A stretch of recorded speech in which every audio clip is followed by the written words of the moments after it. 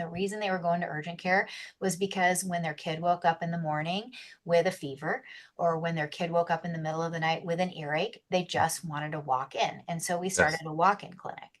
And we knew that was going to freak everybody out. How are we going to squeeze these patients into it? So we got a group of people together, and it included front office staff, nursing staff, APP, physician, billers, and we thought it out. We figured out exactly how we were going to do it. And we did a trial run at one of our offices for a few months. We tweaked it again, the Plan, Do, Study, Act cycle, and we reported back to everybody how it was going at that office, what we were seeing, what worked, what didn't work. And now we have walk-in clinic at all 4 offices, and it's going really well. And patients love it. They come in and the first thing they say is, "Oh my gosh, thank you. He woke up last night with an earache." And we were really specific with, these are the chief complaints we will see in walk-in clinic.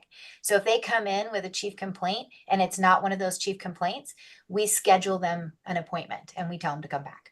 So it's earache, it's sore throat, it's really quick things. And it's great too, because I can Yeah. squeeze one of those patients in pretty quickly, even if I don't have an opening. It makes it pretty easy for everybody. Patients love it. I think the physicians and APPs are loving it. I know the nursing staff are loving it. It's almost a competition to who's going to fit that walk in Primary care when you want it, urgent care when you need when you it. need it. Yep.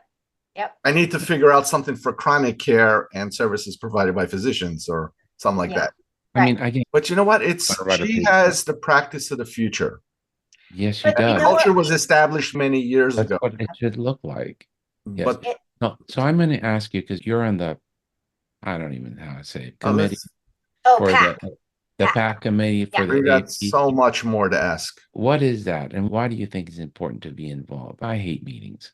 So PAC is the Payer Advocacy Advisory Committee. Okay. It is for the AAP, and it is a subcommittee of the Committee on Child Health Financing. And its purpose is to advise the AP on issues related to payers and what is necessary for payer advocacy, and then to do some of that payer advocacy work along with AP staff. One of the biggest barriers we have right now is we don't have great connections and interactions with payers. Pediatrics is this much of their budgets, so they really don't pay a lot of attention to it. And so I think that we've got to build up those relationships over time. And the best way to build up those relationships is to show them that those relationships have value to them. And the best way to do that is to collaborate with them. And so, as much as I'm sure there are doctors out there listening, physicians out there listening to this going, "Oh, collaborate with insurance? What are you talking about?" The reality is, if we don't collaborate with the payers, they're not going to pay attention to us. And they don't have to, because we're this big in their budgets.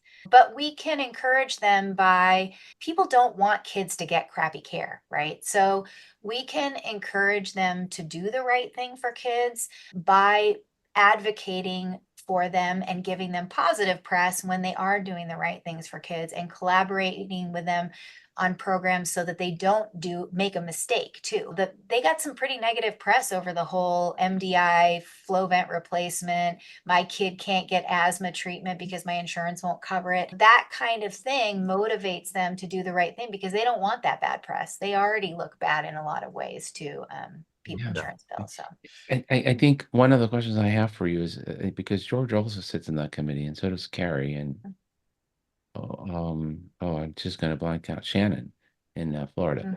yep. And I always urge you guys to reach out to the Fortune 500 company because the insurance company will listen to human 100%. resources before they'll listen to us. 100%. That is not only at the national level.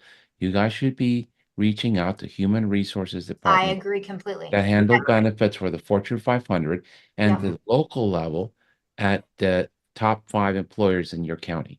Absolutely. And So go in we and actually visit talked them. about that last year at our PAC meeting, is how do we get in contact with the HR professional organizations? Shannon's done that in Florida. We're doing that in Nebraska, and we need to be doing that nationally because the HR groups, and this was a big topic at our meeting last weekend, are making decisions on what will be covered by their ERISA plans.